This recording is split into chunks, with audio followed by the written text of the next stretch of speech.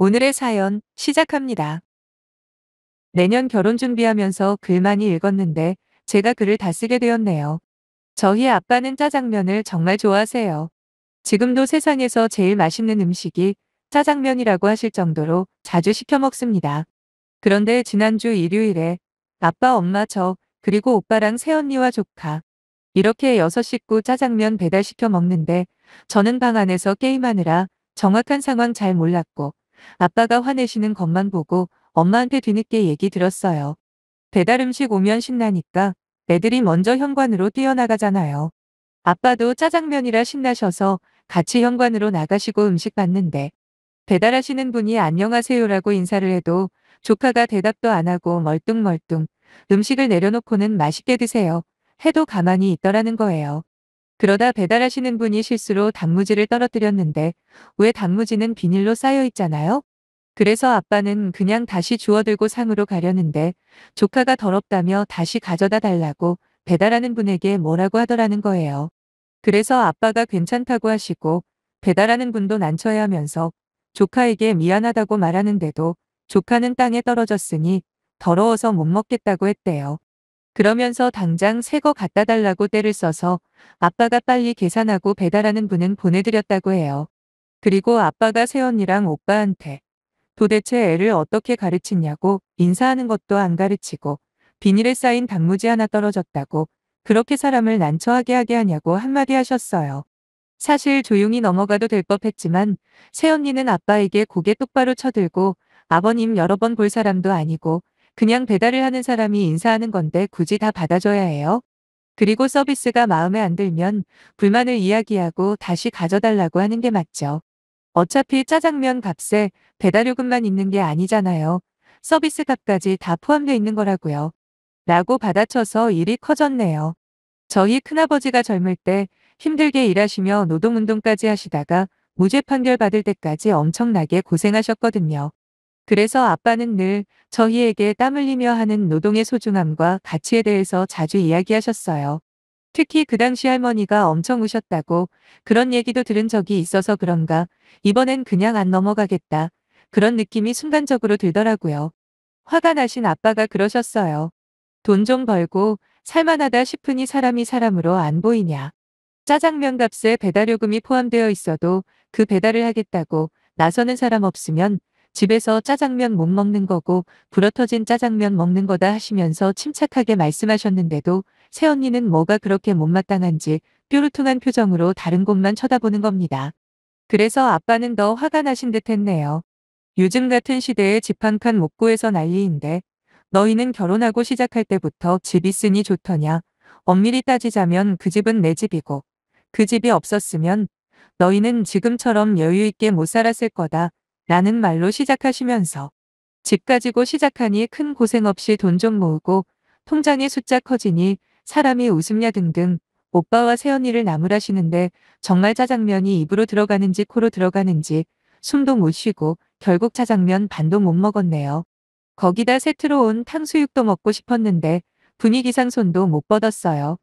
하지만 그런 분위기였는데도 조카 녀석은 뭐가 그렇게 신났는지 어른들은 상관도 안 하고 더럽다고 안 먹는다던 단무지까지 다 먹어치우더라고요. 새언니는 건성으로 내 대답만 하다가 조카가 다 먹은 것 같으니 불쑥 일어나며 죄송한데 그냥 저희 갈게요. 하고 가버렸습니다. 그러다가 오늘 아빠가 폭탄 선언하셨어요. 오빠한테 집 내놨으니 이사 가라고요. 원래는 조카 초등학교 들어가기 전까지 살다가 이사 가면 지금 오빠 사는 아빠 명의 집 팔아서 그 돈 다 줄 테니. 그동안 오빠랑 새언니가 모은 돈 합쳐서 큰 아파트로 이사 가라고 하셨거든요. 하지만 이제는 집 한 돈이고 뭐고 그냥 나가라고 하시더군요. 그리곤 부동산에 최대한 빨리 나갈 수 있게 복비도 넉넉히 주겠다고 얘기하고 오셨대요. 아까 저녁에 아빠 퇴근하시고 오시면서 혼자 결정하시고 부동산 들렀다 오셨는데 그러고는 오빠한테 전화 걸어 통보하셨어요. 다음 날에 오빠랑 새언니 온다는데 이렇게까지 아빠가 화내시고 갑자기 큰 결정 하실 줄은 저조차도 몰랐어요. 오빠랑 톡 했는데 모은 돈 별로 없다고 하는데 어떻게 하냐고 오빠도 걱정이고요. 여기까지만 들으면 우리 아빠가 너무하다고 생각하는 분들도 있으시겠지만 사실 새언니가 좀 많이 변하긴 했어요. 결혼 초만 하더라도 늘 아빠한테 집 해주셔서 감사하다고, 덕분에 저희 편하게 시작한 거 항상 명심하겠다고 그랬거든요. 그러면서 새언니는 맞벌이 하면서 악착같이 돈을 모으기 시작했는데 조금씩 형편이 좋아지면서 사람이 약간 거만하다고나 할까? 아니면 자존심이 세지기 시작했다랄까요? 아무튼 제일 눈에 띄게 변한 건 자기보다 강자에게는 여전히 겸손하고 얌전하지만 조금이라도 자기보다 지위가 낮거나 약자라고 판단이 되면 돌변한다는 겁니다. 좀 과장하면 갑질 같은 걸 하기 시작한 거예요. 물론 저희 가족들한테는 안 그랬지만 식당을 같이 가거나 어디 백화점을 놀러 가면 늘 일하는 직원들에게 불만을 쏟아내거나 함부로 대하는 게 보였어요. 저야 뭐 손 아래 신우라 뭐라고 하고 싶어도 할 수 없는 입장이라 별말은 못했지만 제 눈에도 아닌 것 같았거든요. 당연히 아빠 눈에는 그런 모습들이 더 잘 보였겠죠.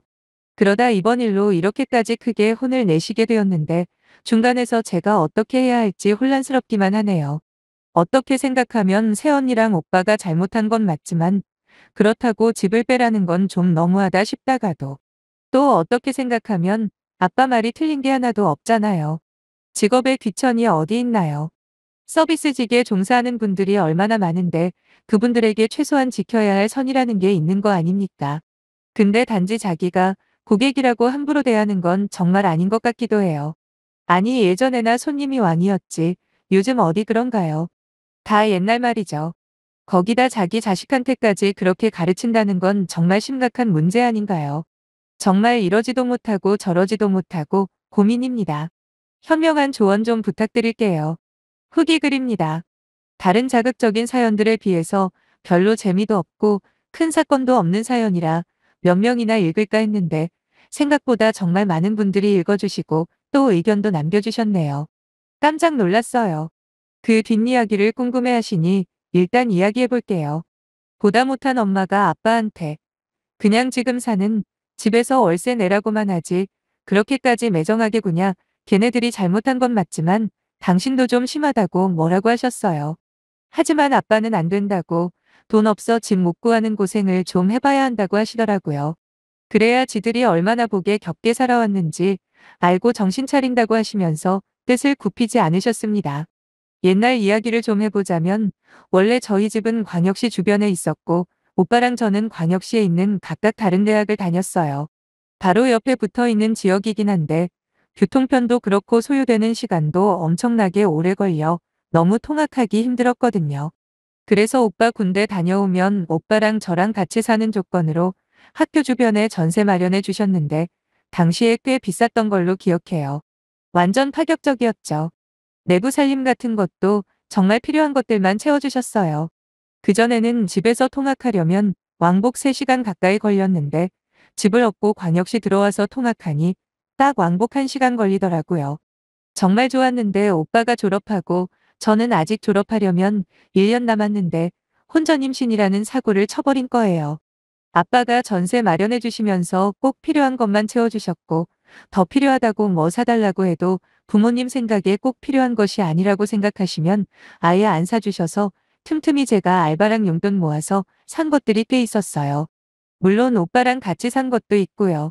그런데 오빠는 졸업하고 취직하자마자 모은 돈 없이 혼전 임신해서 당장 결혼은 해야 하는데 어떻게 합니까? 제가 나갈 수밖에요. 새언니는 저보다 1살 많은데 졸업과 동시에 임신한 상태였고 새언니 역시 돈을 모은 상태도 아닌데다 친정 쪽도 형편이 좋지 않아 크게 보태주시지도 못했어요. 그래서 새언니가 저랑 오빠랑 살던 집으로 들어와 신혼살림 차리고 저는 집으로 다시 들어갔네요.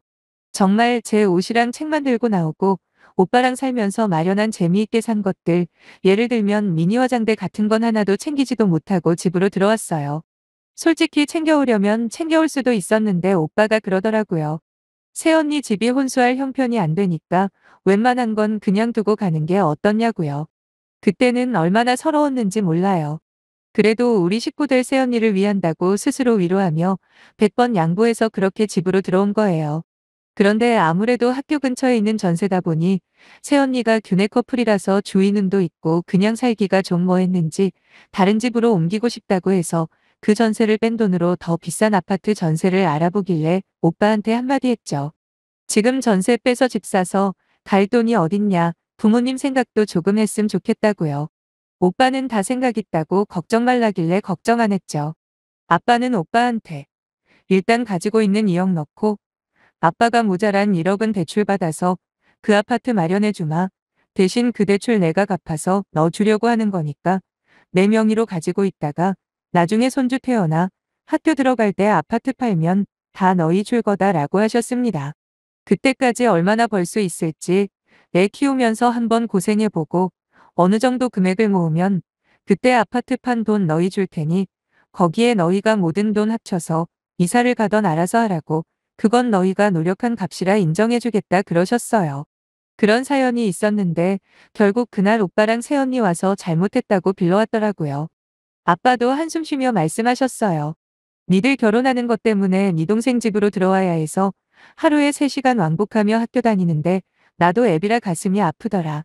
그래도 딸인데 별 보고 아침 먹고 나갔다가 달 보고 들어와 저녁 먹는데 얼마나 안쓰러웠는지 아냐? 그리고 애미야. 세상에 돈으로 뭐든지 다 할 수 있는 사회가 됐다 한들 자식한테 인사는 똑바로 시켜야 되고 돈 주고 일 시키는 사람이라고 해서 그렇게 막대하는 거 아니다. 거기다 지난번에 명준이 데리고 내려가서 분리수거 같이 하는데 너무 대충 하길래 꼼꼼히 가르쳐 올라왔더니 이상한 얘기를 하더라. 뭐라고 하는지 아니? 대충 해도 된다더구나. 어차피 경비 아저씨가 다시 정리할 거라고 하면서 말이다. 정말 그렇게 가르친 거냐? 라고 아빠가 물어보니 오빠나 새언니나 둘 다 아무 말이 없습니다. 아빠는 또 한숨을 쉬시며 이 세상에 돈만 주면 누군가 그 일을 해주는 사람이 있으니 돈이 사람 위에 있는 것처럼 보여도 나중에 돈을 줘도 그 일을 해주는 사람이 없으면 어찌하려고 사람 귀한 줄 모르냐며 쓴소리를 하셨죠. 그리고 오빠한테 끝으로 한마디 더 하셨습니다. 다른 건 몰라도 자식 교육만큼은 잘 시켰다고 생각했는데 이번 일뿐만 아니라 그동안 쭉 지켜보니 참 실망이 크다고 말이에요. 저도 옆에서 들으면서 아빠가 얼마나 속상해 하시는지 느껴져서 마음이 정말 아팠는데 살짝 새언니 얼굴을 살펴보니 여전히 벌레 씹은 표정으로 있는 거예요. 진짜 답이 없구나 싶었습니다. 저는 처음에 아빠가 그렇게 그냥 겁만 주고 끝내시나 싶었어요. 아마도 새언니나 오빠도 그렇게 생각했겠죠. 하지만 뒤이은 아빠의 말은 완전히 반전이었네요. 그리고 지난번 했던 말은 빈말은 아니다. 지금 당장 집을 내놓기는 했지만 그래도 집이 나가는 데에는 시간이 얼추 걸릴 거다. 지금까지 둘이 모은 돈으로만 해서 전세든 월세든 하는 데까지 해서 구해봐라. 그래도 결혼해서 아이 낳고 산지도 벌써 5년인데 그 정도 얻을 돈은 있겠지. 처음에 약속했던 집 한 돈은 그냥 없었던 돈으로 생각하는 게 맞는 것 같다. 그렇게 알 거라. 라고 하시는 겁니다. 그랬더니 새언니가 갑자기 끼어들며 자기는 못 받아들이겠다고 하면서 아빠에게 처음 해주신다고 하셨으면 주셔야지. 중간에 이렇게 말을 바꾸는 게 어디 있냐고 바락바락 대드는데 저는 새언니가 미친 건가 싶었네요. 이 정도면 제가 너무 아빠 편을 드는 건 아니죠? 아무리 곱씹어봐도 아빠 말이 틀린 게 하나도 없는데 그리고 한두 번 잘못한 걸로 이러시는 것도 아니고 사실 새언니의 저런 모습이 최근 일이 아니거든요. 벌써 1년은 넘었습니다. 물론 중간중간 아빠나 엄마가 조심하라고 충고하신 적도 꽤 있고요. 하지만 귓등으로 흘려듣기만 했을 뿐 나아지지는 않았는데 그렇다고 저렇게 아빠한테 대들 줄은 꿈에도 예상 못했습니다. 옆에 있던 오빠가 놀래서 새언니한테 지금 뭐 하는 거냐 하면서 말리는데도 새언니는 뭐가 그렇게 억울한지 급기야 눈물까지 흘리면서 아빠한테 그러는 겁니다. 언제까지 그렇게 집 가지고 유세 떠냐고요. 손주 생각도 좀 하셔야 하지 않냐. 뭐 이딴 식으로 말을 하면서 아빠를 몰상식한 시아버지 취급을 하는데 진짜 한 대 치고 싶은 거 간신히 참았네요. 한참 난리법석을 떨다 결국 오빠가 아빠에게 알겠다고 그렇게 하겠다고 말씀드리고 여전히 눈물 범벅인 새언니 데리고 돌아갔습니다. 참 가슴이 아파요.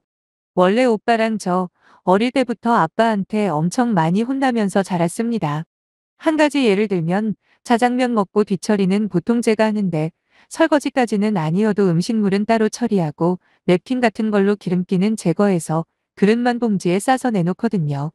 조금만 신경을 쓰면 그릇 가져가는 사람이 얼마나 기분 좋겠냐 하시는 아빠 때문에요. 그러면서 아빠는 인생에서 가장 중요한 가치는 사람을 가치 있게 대하는 거라고 배웠습니다. 솔직히 새언니 탓을 하고 싶긴 하지만 어쨌든 이런 일이 생긴 건 오빠 잘못도 분명히 있는 거니 둘 다 고쳐야 할 부분이라고 생각해요. 하지만 문제는 아빠가 그 일 이후로 너무 속상해 하신다는 거예요. 잘 드시지도 않는 소주를 마시는 모습을 보고는 얼마나 마음이 아프던지 솔직히 아빠 마음은 오죽하겠습니까? 평생 자식들에게 헌신하며 살아오신 분인데요. 그래도 아빠는 한 번 하신다면 하시는 분이니 말씀하신 대로 꼭 할 거예요. 오빠랑 새언니가 반성을 할지 안 할지는 잘 모르겠지만 제가 신경 써야 할 사람은 아빠니까 엄마랑 제가 옆에서 속상한 마음 잘 달래드리려고요. 그래도 저만큼은 아빠한테 말해주고 싶어요. 아빠 너무 속상해 하지 마세요. 아빠가 어떤 생각으로 그런 결정을 내리시고 밀고 나가시는지 알고 있거든요. 제가 옆에서 조금이라도 힘이 돼드릴게요. 애교는 없지만 든든한 딸이 있잖아요 라고요.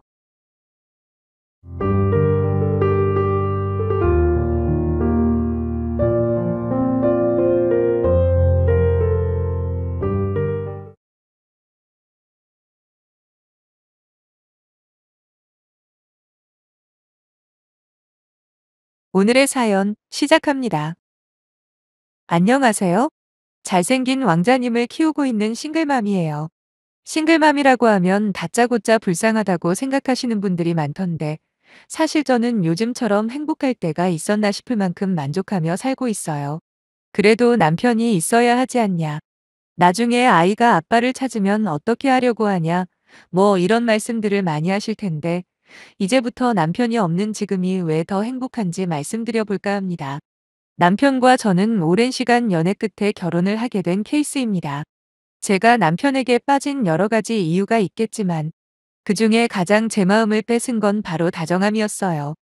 저뿐만 아니라 주변 사람들에게 친절하고 웬만한 일에는 화도 내지 않는 세상 착해 보이는 그 모습이 참 좋았거든요. 거기다 세심한 성격 탓에 친구며 직장 동료 그리고 친척들까지 얼마나 잘 챙기는지. 남편을 아는 대부분의 사람들은 늘 남편에 대해 칭찬일색이었죠. 하지만 이게 남편감으로는 그렇게 좋은 게 아니더라고요. 그때는 미처 몰랐네요. 연애할 때에는 남편의 근면 성실함과 고운 성품 때문에 청혼을 받자마자 바로 승낙을 했습니다. 누구보다도 믿을 만하다 생각했고 실제로도 결혼 초반에 시집살이를 당하면서도 제가 버틸 수 있을 만큼 좋은 남편이었거든요. 물론 결혼할 때 서로의 조건은 좀 달랐어요. 아무래도 남편은 군대도 갔다 와야 했고 학비 때문에 중간에 휴학도 하다 보니 졸업과 취업이 밀렸죠. 그러다 보니 정작 결혼할 당시에 모아놓은 돈이 많을 수가 없었습니다. 그에 비해 저는 집에서 부족함 없이 지원해 주시고 군대 문제나 휴학도 할 필요 없이 한 번에 졸업한 데다 취업 또한 운이 좋아서 한 번에 해결이 되었거든요. 그래서 결혼 자금을 제가 훨씬 많이 쓸 수밖에 없더라고요. 거기다 직장 생활을 먼저 하다 보니 월급 자체도 남편보다 더 많았어요. 하지만 남편은 그런 상황에서도 저한테 자격지심이 있거나 위축되기보다 오히려 항상 저를 응원해주는 든든한 남자였죠. 그런 남편을 저희 부모님도 어떻게 좋게 보지 않을 수가 있겠어요. 한 번씩 다른 사람들을 너무 챙기는 모습에 대해 불만이라도 털어놓으려 치면 늘 저희 부모님은 저를 오히려 나무라셨어요. 요즘같이 정없고 자기만 하는 인간들이 많은 세상에 우리 김서방 같은 사람이 어디 있냐며 능력도 좋지만 심성 착한 게 장땡이라는 말까지 하실 정도였거든요. 그래서 결혼할 때 결혼 비용과 혼수만 남편과 제가 모은 돈으로 하고 신혼집은 친정에서 해결해 주셨습니다. 남편은 죄송하고 또 감사하다는 말만 수십 번이나 할 만큼 저희 부모님에게 고마워했고 저희 부모님은 다른 건 하나도 안 바란다. 부디 내 딸 가슴 아픈 일만 없게 해달라고 부탁을 하셨네요. 문제는 남편이 아니라 시어머니였어요. 자세한 내막은 알 수 없지만 시어머니와 시아버지는 따로 사십니다. 남편에게는 누나가 한 명 있고요. 시아버지 같은 경우에는 결혼식 날을 제외하고는 한 번도 본 적이 없습니다. 그래서 시어머니와 시누이가 살고 있는 그곳을 시가라고 생각하고 지냈는데 보통 이런 상황이면 저희 집에 고맙다는 생각을 하는 게 정상 아닌가요? 그렇지만 시어머니는 저희 집에서 해준 모든 것들이 전부 안 잊고 오셨던 것 같더라고요. 틈만 나면 전화로 살림은 잘하냐며 잔소리하는 건 물론이고 남편 기죽이지 말고 잘못이라는 시대에 뒤떨어져도 한참 뒤떨어진 소리까지 하시는 겁니다. 처음엔 자식 걱정하는 부모 마음이라 생각하고 내내 대답만 하며 넘기긴 했어요. 근데 같은 소리도 한두 번 반복되다 보니 이건 아니다 싶은 거예요. 그래서 조심스럽게 한마디 했습니다. 남편은 닮으셔야 하는 존재가 아니라고요. 부부가 동등하게 서로 존중해주며 가정을 잘 꾸려야지. 뭘 자꾸 모시라고 하시냐. 그런 말씀은 듣기에 좀 거북하다 했더니 이번엔 어른한테 말대답한다고 화를 내시더군요. 그날 처음으로 남편과 진지한 대화의 시간을 가졌습니다. 더하고 뺄 것도 없이 있는 그대로 시어머니에게 쌓인 불만을 이야기했죠. 남편은 즉시 저한테 사과를 하며 자기가 봐도 그건 아닌 것 같다 하대요. 그러면서 어머니에게는 확실하게 말씀드릴 테니 자기 얼굴을 봐서라도 한 번만 이해해달라 하길래 그날은 알겠다고 했습니다. 그런데 거기서가 끝이 아니었어요. 남편이 어떻게 해결했는지는 모르겠지만 일단 시어머니가 전화로 제 신경을 긁는 일은 얼추 사라지긴 했습니다. 하지만 이제는 시가의 얼굴 보러 가는 문제로 또 트집을 잡으시더라고요. 퇴근하고 한 번씩 와서 얼굴도 좀 보여주고 하지 뭐가 그리 바빠서 통 오지를 않냐 하시면서요. 근데 이게 말이 쉽지 생각처럼 그리 간단한 문제가 아닙니다. 저희 신혼집에서 시가까지 차로 왕복 3시간이 걸려요. 거기다 퇴근 시간 교통정체까지 고려하면 시가에 다녀오는 날은 거의 12시가 넘어서 돌아올 텐데 그럼 다음날 출근은 어떡하라는 건지. 그래도 아예 모른 척 살 수는 없으니 주말에 한 번씩 시간 내서 찾아뵙긴 했습니다. 물론 시가에 가면서 공주 대접을 받으려거나 아무것도 안 하고 손님처럼 받기만 할 생각은 없었어요. 꼬박꼬박 반찬들도 직접 해서 싸가기도 하고 갈 때마다 용돈도 좀 챙겨드리고 했는데 시어머니는 마치 저를 가정부 취급을 하려고 하시더라고요. 없는 일도 만들어서 시키는 느낌이랄까요? 정말 남편만 아니었다면 진작에 싫다고 뛰쳐나왔을 테지만 왜 그렇잖아요. 시자만 들어가면 멀쩡한 사람도 이상해진다고요. 거기다 제가 청소나 설거지라도 할라치면 늘 남편이 옆에서 도와주려 노력하길래 어차피 시가에 자주 오는 것도 아니니 괜한 분란 만들지 말자는 심정으로 웬만한 건 모두 다 들어드렸습니다. 저보고 등신 같다고 하실지도 모르겠지만 막상 결혼 생활이라는 게 생각해야 할 게 정말 많더라고요. 결혼 전엔 몰랐어요. 남편과 저 사이의 관계만 중요한 게 아니라 그 주변의 많은 관계들이 마치 거미줄처럼 얽히고 설켜 있잖아요. 예컨대 남편이 저희 부모님에게 하는 거랑 제가 시어머니에게 하는 것들이 아주 섬세하게 연결돼 있기 때문에 제 마음에 조금 안 든다고 멋대로 막 하기가 애매하더군요. 그렇다고 수틀리면 그냥 이혼하고 말지 뭐 하는 생각은 듣기에는 시원시원해 보여도 현실과는 많이 다르다고 생각합니다. 물론 그렇다고 제가 참고 인내한 게 모두 잘했다는 건 아니고요. 어찌됐든 남편에게 배신을 당했고 결국 이혼하고 싱글맘이 되었으니까 말이죠. 그 부분에 있어서 충분한 반성은 하고 있습니다. 아무튼 그렇게 위태위태한 시가 방문을 하다가 결정적으로 아예 발길을 끊어야겠다.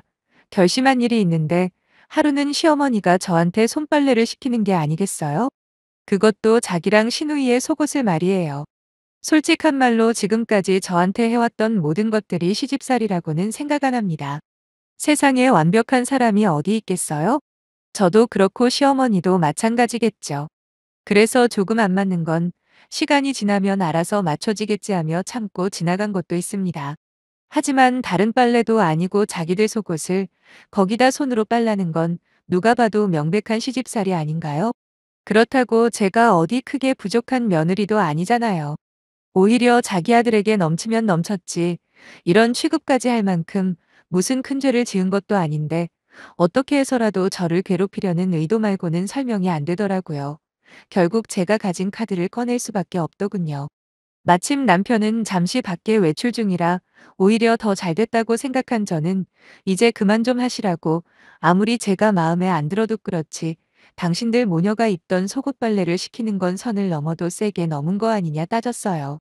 그랬더니 시어미가 돼가지고 며느리한테 빨리도 못 시키냐며 되려 역정을 내시는 게 아니겠습니까? 그래서 어머님도 딸 가진 입장이니까 곰곰이 생각 좀 해보시라고 어느 엄마가 자기 딸이 시가에 불려가서 남이 입던 속옷 바는 걸 이해하겠냐 소리를 질렀네요. 한 번 큰 소리를 내니까 그동안 쌓여있던 불만이 걷잡을 수 없이 막 터져나오더라고요. 시어머니가 지금 저희 집에서 받고 있는 생활비 중에서 절반은 제가 드리는 거 알고는 계시냐 물었습니다. 100번 양보해서 결혼할 때 우리 집에서 집 해주고 더 많은 돈을 쓴 거는 넘어간다고 쳐도 힘들게 번 돈으로 생활비까지 보태드리는 며느리를 이런 식으로 대하는 게 말이 되냐 한참을 쏟아냈습니다. 정말 더 화가 나는 건 제 말을 듣고 난 시어머니의 반응이었어요. 미안하다 사과는 못할 망정 태어나서 한 번도 들어보지 못한 험한 말을 하시는 겁니다. 요점은 딱 하나죠. 논리적으로 제 말이 맞으니 그에 대한 반박은 못하면서 돈 가지고 유세 부린다는 말만 반복해서 하더라고요. 결국 저는 못 참고 할 수 있는 가장 강한 카드를 꺼내야만 했습니다. 시어머니에게 그랬어요. 자꾸 이렇게 못 살게 구시는데 내가 어머님의 어떤 부분을 보고 생활비를 지원해 드릴 수 있겠냐고요. 저라고 돈이 흘러넘쳐서 도와드리는 거 아니다. 이제 아이 생기면 나도 이리저리 돈 엄청 들어갈 텐데 그래도 사랑하는 남편 어머니이니까 고생 좀 덜 하시라는 차원에서 드리는 거지. 자꾸 이런 식으로 저 힘들게 하면 이제 못 도와드린다고요. 갑자기 생활비를 끊겠다는 제 이야기에 시어머니는 무척 당황하신 듯했고 자기 방에서 조용히 저희 대화를 듣고 있던 시누이가 나오더니 지금 자기 집 부족하다고 무시하는 거냐며 저한테 삿대질까지 하는 게 아니겠어요? 정말 어이가 없었어요. 왜 며느리는 항상 죄인이라고 생각을 하는 걸까요? 따지고 보면 자기들도 여자잖아요. 한 명은 이미 누군가의 며느리였고 또 한 명은 앞으로 며느리가 될 입장인데 도대체 무슨 심보인지 알 수가 없더라고요. 아무튼 전 제 할 말 다 했으니 집으로 간다 하고 나와버렸고 나중에 집에 돌아온 남편에게 선언해버렸습니다. 더 이상 시가에 안 갈 거라고요. 당신이 자리에 없어서 잘 모르겠지만 내가 무슨 꼴을 당했는지 아냐 하면서 막 몰아붙였어요. 그랬더니 남편이 제 손을 잡으며 자기가 대신 사과한다고 하는 거예요. 그러면서 앞으로 시가에 가게 되면 자기 혼자 가겠다고 약속했습니다. 그 이후로 실제로 전 시가로부터의 고통에서 벗어날 수 있었어요. 사실 시가 문제만 제외하면 스트레스 받을 일이 딱히 존재하지 않았거든요. 그래서 그런가 곧 임신을 했네요. 참고로 앞으로 생활비 못 준다 큰 소리치고 나오긴 했지만 어차피 제가 안 드리면 결국 남편이 혼자 부담해야 했기에 얼굴 안 보는 것만 해도 다행이라 생각해 생활비는 꾸준히 드렸어요. 그렇게 제 결혼 생활이 안정감을 찾고 아이에 대한 행복한 상상만을 하고 있을 때 전혀 예상치 못한 일이 생겨버렸죠. 믿었던 남편이 제 뒤통수를 아주 세게 때려버리더라고요. 사회생활이라고는 중소기업 3년 정도 다닌 게 전부인 시누이에게는 오래전부터 입버릇처럼 말해온 꿈이 있는데 그건 바로 언젠가 자신이 직접 창업을 해보고 싶다는 거였죠. 한창 시가에 들락날락할 때 툭하면 창업하고 싶다 창업하고 싶다 노래를 부르는 시누이를 보면서도 그게 저와 무슨 상관이 있나 싶었습니다. 그런데 어느 날 남편이 저한테 그러더라고요. 시누이가 창업자금 마련해달라 고집을 부려서 본인이 보증을 서줬다고요. 솔직히 보증을 서준 것도 어이가 없는데 그걸 저한테 저렇게 당당하게 고백을 빙자해서 얘기하는 건 더 어이가 없었습니다. 너무 화가 났지만 일단 늦기 전에 이 사태를 해결해야겠다는 마음으로 남편 끌고 정말 오랜만에 시가로 찾아갔죠. 아직 시작도 안 했으니까 빨리 물으라고요. 남편은 제가 이런 반응을 보일지 몰랐는지 끌려온 채로 난처한 표정만 짓고 있었고 시누이는 자기 한번 믿어보라면서 저를 설득하기 시작하더라고요. 저는 시누이에게 사업을 하던 뭘 하던 다 좋은데 거기에 내 돈이 들어가는 건 절대로 용납할 수 없다고 말했습니다. 그리고 더 열받는 건 어차피 나중에 돈은 내 주머니에서도 나갈 텐데 그걸 나한테 한마디 상의도 안 했다는 거라고 했죠. 그러니 당장 보증 선고 취소시킬 거라고 말하고 있는 와중에 그때 시어머니가 저한테 소리를 치시는 거예요. 니네 집 돈도 많은데 보증 하나 서줬다고 이 난리를 치냐고요. 더 들을 가치도 없더군요. 얼굴 못 보고 지낸 그동안 어느 정도는 좀 바뀌신 줄 알았는데 그대로였으니까요. 그래서 저는 단도직입적으로 남편에게 물어봤습니다. 보증 서준 거 취소 안 하면 이혼할 거라고요. 그런데 남편 표정이 일그러지더니 이내 저를 비웃듯이 대답하는 게 아니겠어요? 여자 몸으로 혼자서 애 키우는 게 보통 일인 줄 아냐? 괜히 일 크게 만들지 말고 잊지 말라고 말이에요. 전혀 딴판이 된 남편의 모습에 치가 떨렸습니다. 겉으로는 착한 척하면서 본심은 이런 인간인 줄도 모르고 지금까지 남편이라고 챙겨주며 살아온 제가 너무 바보 같더군요. 저 역시 똑같이 비웃어주며 남편이 했던 말 그대로 돌려줘 버렸습니다. 누가 애 키운다고 그랬냐? 양육비 줄 테니까 네가 직접 키우라고 말이죠. 호라비로 애도 키우고 네 동생 대출금에 니네 엄마 생활비까지 어디 한번 뼈 빠지게 돈 벌어보라 하고 그 길로 짐 싸서 친정으로 와버렸네요. 제가 세게 나가니까 남편도 이건 아니다 싶었는지 또 사과를 하려 하길래 이미 난 마음 떴으니 나중에 애 낳고 애나 데리고 가라고 했어요. 그러니까 자기 혼자 어떻게 다 감당하라고 그러는 거냐. 애한테 엄마가 없는 게 말이 되냐고 손이 발이 되도록 싹싹 비는데 그때 깨달았습니다. 이 인간은 자기가 조금만 불리하면 미안하다 사과하는 게 버릇이라는 걸요. 결국 저희는 그렇게 갈등의 골을 좁히지 못했고 결국 이혼하게 되었습니다. 당연히 남편에게 아이 키우라고 한 건 제 본심이 아니었죠. 내 새끼를 그딴 인간 같지도 않은 것들에게 맡긴다는 게 말이나 됩니까? 어차피 유책 사유는 남편 쪽이 확실해서 어렵지 않게 양육권 가져왔고 그 후로 현재는 애 낳고 잘 살고 있었어요. 남편, 아니 전 남편은 처음 몇 달은 꼬박꼬박 양육비를 입금하더니 이내 밀리기 시작하는 겁니다. 얼굴도 못 봤다고 지 새끼 아니라는 건가 싶었죠. 그깟 양육비 있어도 그만 없어도 그만이었지만 최소한의 애비 노릇은 시키는 게 인지상정이다 싶어 전화를 했습니다. 그랬더니 묻지도 않은 이야기를 해주는데 창업하겠다던 시누이는 제대로 사업을 시작하지도 못하고 인테리어 공사 단계에서 사기를 당했다고 하더라고요. 결국 돈을 돌려막느라 사금융까지 손을 뻗었다면서 지금 자기 집안 꼴이 엉망이라고 또 저한테 미안하다. 그때 네 말을 들었어야 하는데 라면서 울먹울먹 거리는 거예요. 더 들어봐야 허튼 소리만 할 것 같아서 그건 내가 알 바 아니니까 애 양육비나 밀리지 말고 입금하라고. 안 그러면 강제로라도 받아낸다 말하고 전화를 끊었습니다. 그 후로 가끔씩 전화가 오긴 하는데 처음에 몇 번 받아주다가 나중엔 안 받고 있네요. 다행히 양육비는 그 후로 밀리지 않고 꼬박꼬박 주는 걸 보니 어떻게든 살고는 있나 보다 생각하고만 있어요. 사실 양육비야 없어도 그만이지만 그 돈은 우리 아이 앞으로 차곡차곡 모아주고 있습니다. 혹시 모를 미래를 위해 아이에게 비상금을 만들어주는 거죠. 아주 가끔은 저를 싱글맘이라고 따가운 시선을 보내는 사람들도 있지만 대체로 응원하는 분들이 훨씬 많고 그런 걸 떠나서라도 사람 대접도 안 해주는 시가와 거기다 시누이가 싼 똥 치우면서 살았을 걸 생각하면 지금 이 순간이 얼마나 행복한지 모릅니다. 우리 애를 생각해서라도 강한 엄마가 될 거예요. 그럼 못난 저의 사연을 읽어주신 분들 모두 정말 감사드립니다.